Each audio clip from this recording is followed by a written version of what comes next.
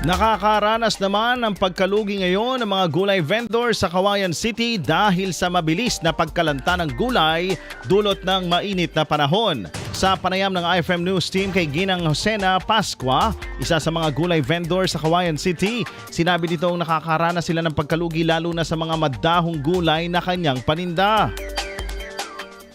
Itong mainit ng panahon.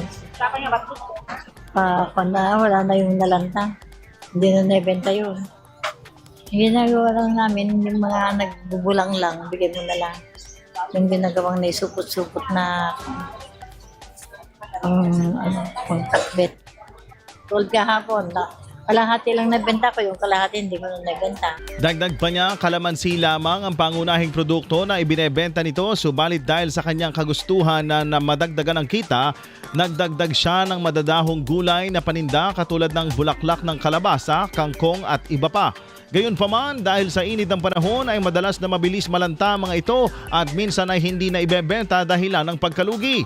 Upang kahit papaano ay hindi naman masayang kung hindi pang ulam ay ipinamimigay niya na lamang ang mga ito sa kanyang mga kaanak. Pero talagang tinitinda ko itong kalamansi. Pinapala ko ng konti-konting ganyan para yung may matubo ka, may pamasayos. Yun lang mga bulaklak, pag sana wala na, mga gulay. Oo na lang, pinapahingi ko na lang yung mga pinsang kong malingki dito.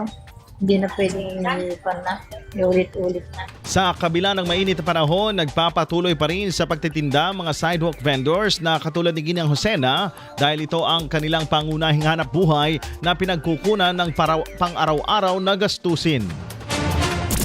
IFM News.